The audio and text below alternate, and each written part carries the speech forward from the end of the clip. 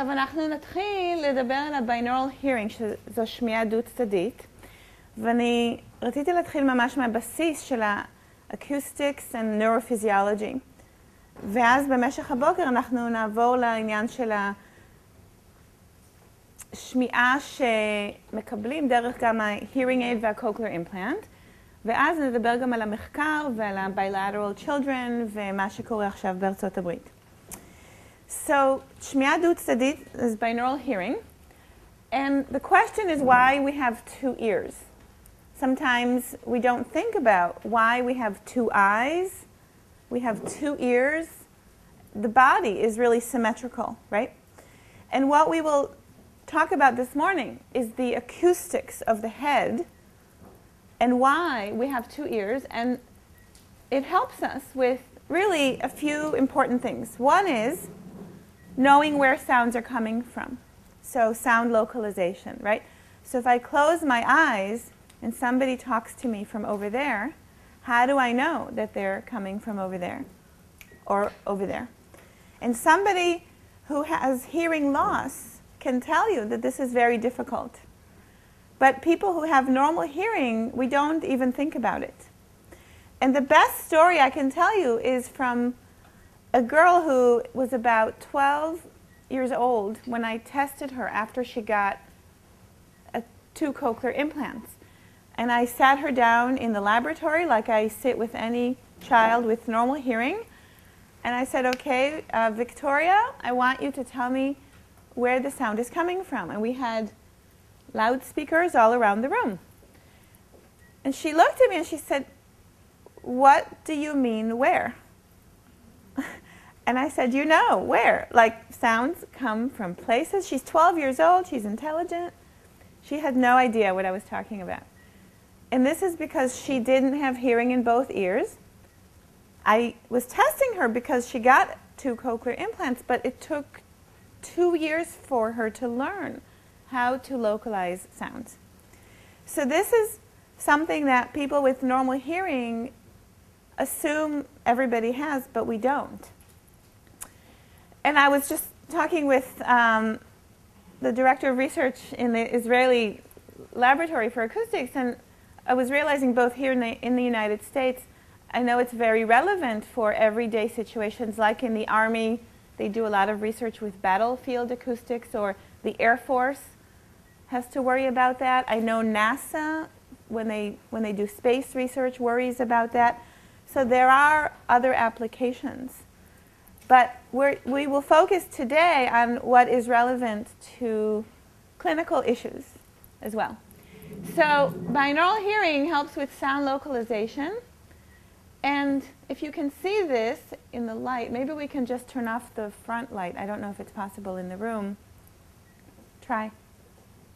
Oh, the other way. Anyway, I have a caricature of what we call in English, I don't know what you call this in Hebrew, the cocktail party effect. And the idea is, even last night, I was in a restaurant, and unless I was really looking at the person that I was talking to, there's so much noise in the background that 2 ears helps with separating speech and noise. And in this example, if this woman is trying to listen to this gentleman, if other people are talking at the same time, if she's missing hearing in one ear, she will have a much harder time understanding. And so we do a lot of research on that, and I will show you some of that data. And the third thing is, this is a good room acoustically. There are tiles on the ceiling, and there's carpeting on the floor. But if you walk into a lot of classrooms, they don't have carpeting. And in fact, many classrooms in schools don't have carpeting because they want to keep the floor clean, or they worry about allergies and asthma, so it's easier to clean. But then you have echoes. And in a room that has a lot of echoes, it's hard to understand speech. Now, binaural hearing helps with suppressing echoes. It's a very important mechanism in the brainstem. So these are the 3 main things that we talk about. The other thing which isn't about where sounds are coming from, but just the fact that you have two ears is important. Because even if you're speaking to me from in front, the sound will reach both ears, and you have summation. So the sounds in the two ears sum, and the sound is then louder. So you get binaural summation. And then clinicians who decide, should I do one hearing aid, two hearing aids, one cochlear implant, two cochlear implants, if you have sound in both ears, you know that you always, if one ear stops working, well, at least you have the other ear. So you always have a backup ear. That's another reason to think about it clinically. Any other reasons that I haven't mentioned? Head shadow. Head shadow, that's exactly right. So the other thing, which I'll talk about a little bit later, is something that is to do with one ear, but it's just head shadow, right? So if you're talking to me from over here, the fact is that at least I can get a good signal level, signal to noise ratio in the good ear.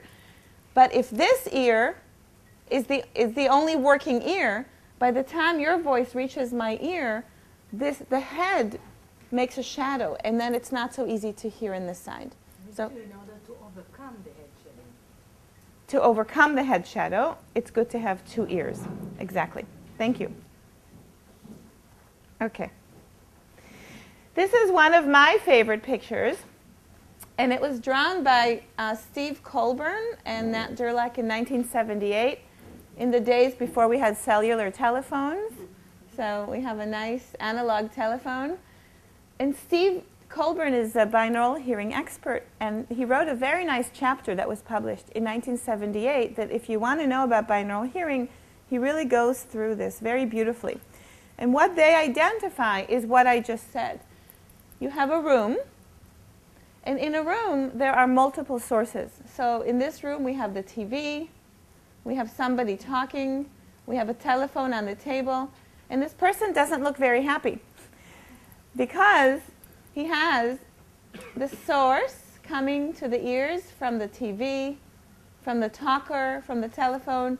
But what else do we have? We have echoes. And here, we're only showing one or two echoes. But imagine that each sound brings 10, 20, 100 echoes. So the brain has to sort out the source from the echoes. And this is where binaural hearing makes a very big difference, is in sorting out sources from other sources and sources from echoes. So let's talk about the binaural cues. If you have a sound in a room, you see here a sound that is low frequency. And why do I call it low frequency? Because you see the sound waves. There are not many of them moving in time. And you can see that the sound is from the right, which means that it comes to the right ear first, and then it will come to the left ear. This is very important. There's a difference between the two ears in time. The difference is very, very small. It's on the order of millionths of a second, microsecond. Now, when the sound comes from in front, there's no difference between the ears. And as the sound moves to the side, the difference grows. But even when we are all the way on the side, it's less than a millisecond. A millisecond is 1,000th of a second. So the brain is paying attention to very, very, very small differences in time between the right side and the left side. And as I will show you, we think that there are special neurons in the brain that are paying attention to this information, the timing information. This is called ITD. Interoral means between the ears, time difference. So ITD is one of the most important cues. If you talk to anybody in binaural hearing, the first thing they say is, well, you have ITD, right? And then you have ILD. which is what the head shadow comes from. So interaural level difference is now you see the waves are moving very fast. And now we have sound that has more intensity in the ear that is close, and then the ear that is far has less intensity. So there's a difference between the two ears. This ear, which is close, no, it's this way. This ear, which is close, has more intensity than this ear. But if the sound moves to here, both ears get the same intensity. And then when the sound moves this way, it moves this way. This is the ILD. So when you ask anybody, binaural hearing, why is binaural hearing good? Well, you should say, well, there's ITD and there's ILD. And those are the important things that we study. And I'm showing you here the cues. A little bit differently. This is how somebody who studies acoustics would look at this. But I hope it's not, it shouldn't be scary. Here's the idea. I took a sound, just a sine tone. So it's moving in time, bleep, like that. And there's a difference between the two ears in the time. So it goes boom, boom, like that. This is the ITD in the low frequencies. Professor Noy was talking about the virtual reality laboratory at Tel HaShomer. So the kinds of things you can do with virtual reality is you take a microphone and you put it inside the ear canal. Let's say that I take a recording microphone, I put it in the ear canal of the right ear and the left ear. And then I take a sound and I present the sound in space. And now I see what the microphone picks up. So virtual reality is where you see what the microphone picks up. And if you are very good at digital acoustics, you can take that sound and you can play the sound over headphones. And through the headphones, you can hear sounds that are not really there, but they were created through virtual reality. But we can look at the acoustics in the ear. And this is the acoustics from binaural hearing. And you can see that one sound has less energy than the other sound in the ear canal. Okay? Now, the third thing, which is a little more complicated, and I will get back to it later, is take a sound like speech. Speech, when I talk, my speech comes up and down in energy, right? And the speech has frequency information, but it moves up and down in time. And it's called ma'atefet. It's the envelope of the energy. For binaural hearing, this is also important because you have a speech signal in one ear and a speech signal in the other ear. And there's a difference in time in the envelope. And that's something that people with normal hearing use, but it's less important. People with cochlear implants, it's very important because they don't have the information inside the envelope. This is thrown away in cochlear implant processor. Are there any questions? Don't be shy. Okay. Okay, this is also a slide that is complicated. It could be a little scary, but let me break it down for you. It's actually a beautiful slide because what we are looking at is a slice in the brain stem. In real life, this is only about 6-7 millimeters in size. It's very, very small, and it's the brain stem. And in the brain stem, we have Itd pathways. So we have special neurons that are paying attention to Itd. It's very beautiful the way it's all wired.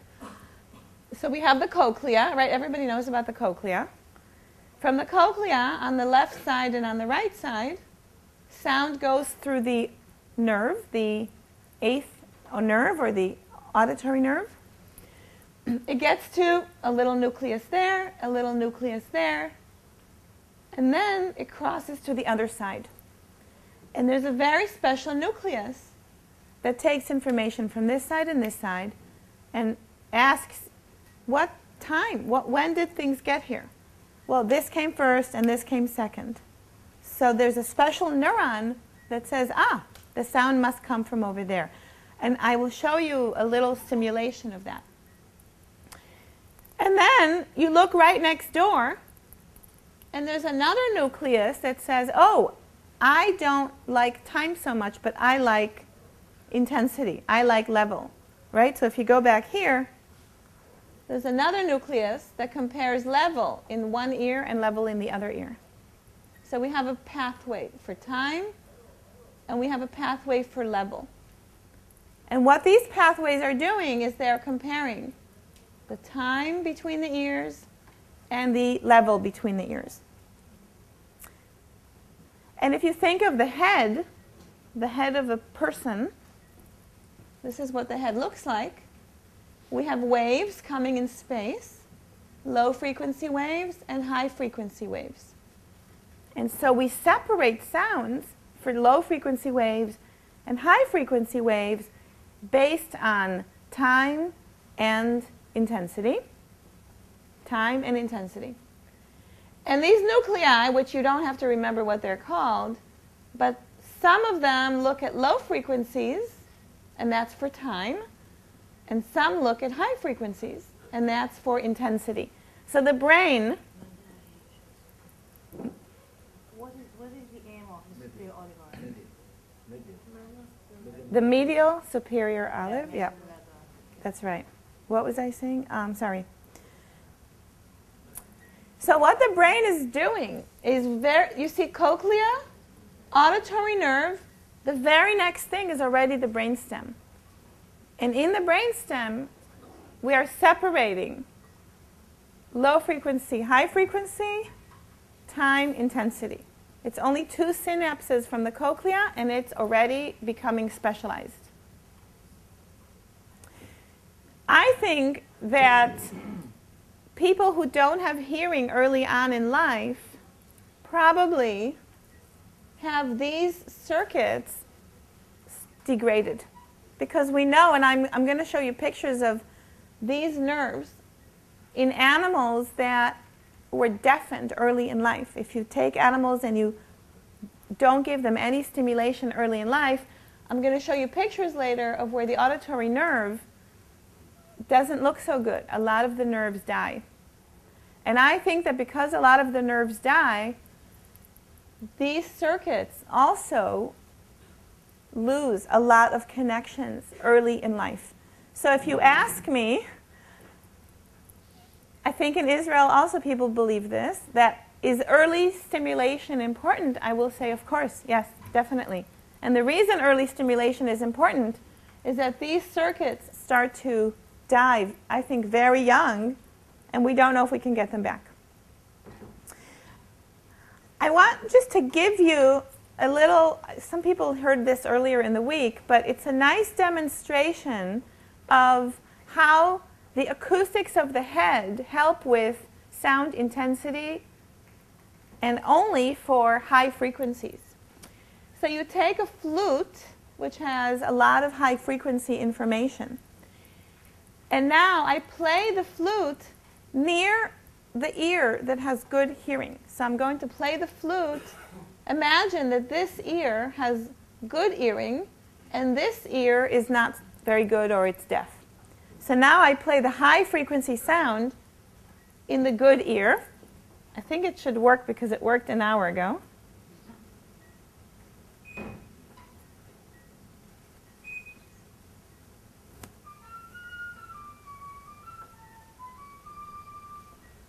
And now I'm playing the flute, but it's far from the good ear.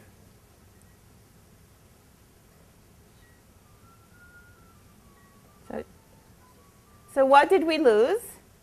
High frequency, we lose intensity. Okay? Now we take a low frequency sound.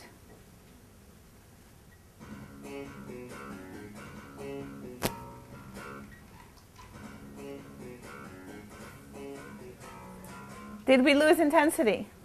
No. Low frequency sounds, we don't lose intensity. But high frequency sounds, we lose intensity. Okay? So for high frequencies, what we use is the difference in intensity between the two ears.